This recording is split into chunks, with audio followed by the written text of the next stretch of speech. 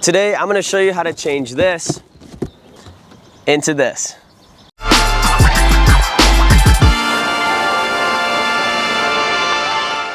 Now we just got our brand new foil from Mac Kite. So we're gonna ditch the box and we have our foil bag. We open it up and we have all of our goodies. Now when we open up our first compartment here, we find anti-corrosion tape, which we will not be using in this video just for the sake of time, but know that you can put these onto your screws to prevent corrosion. We have our Allen keys, which we're gonna use to tighten up our foil. We have our hardware, which we're gonna use to put our foil together. Then we have our shim, which we're gonna use to attach our stabilizer to the fuselage with.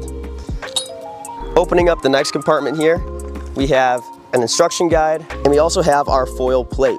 Before we start doing anything, we're gonna get our screws laid out.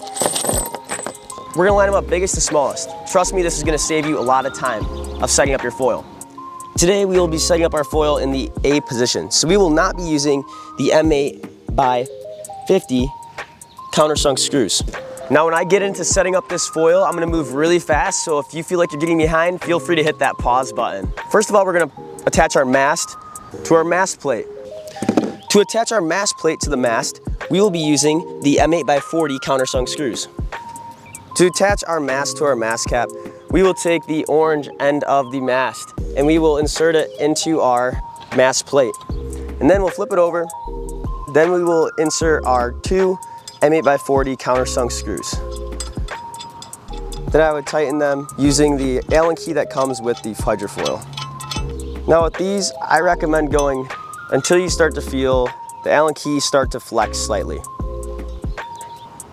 To attach your mast to your board, I recommend placing the mast plate right next to the board.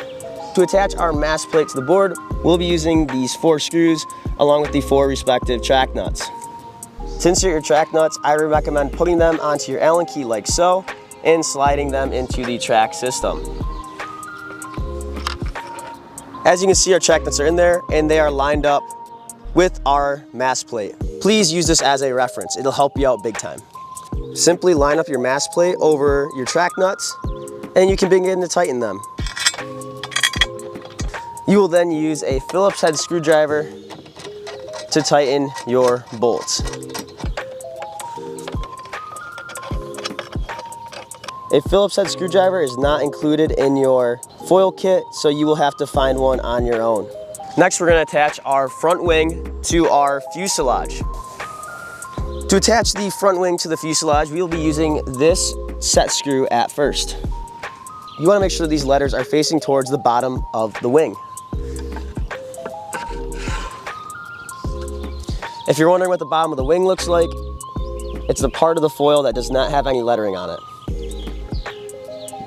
This is the top of the wing, and you can tell so because of the writing on there. So now going back to you can see on the bottom of the wing, there are 1, 2, 3 holes.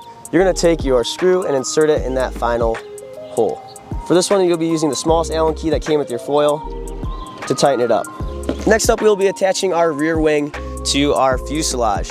To attach our rear wing to the fuselage, we will be using these 2 M6 by 30 screws.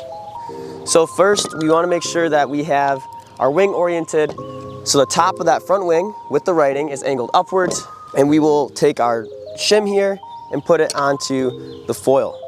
Holding that in place, we're going to take our rear wing, make sure that the writing is flipped towards the sky, and then we're going to finger tighten our screws into the foil. Well, it may have seemed weird to build the board into 2 different pieces. There's a good reason for this. It's going to make your life a heck of a lot easier. To attach your wings to your mast, you're simply going to take the part of your front wing that has a gap in it, and you're going to place that directly on top of your mast. And the final hardware we'll be using today is the M8 by 45 bolts, which will connect our fuselage to our mast. Then you're going to take your 2 bolts, which look like so, and screw them in. For this one, you will be using the second to largest Allen key that comes with the set. Sometimes these screws can have a little bit of resistance going in, but as long as it's just finger tight and it's not like you're absolutely reaming on it, then you're in good shape. Once we get these screws finger tight, it is ready to ride. But after watching this video, now you know how to turn this into this.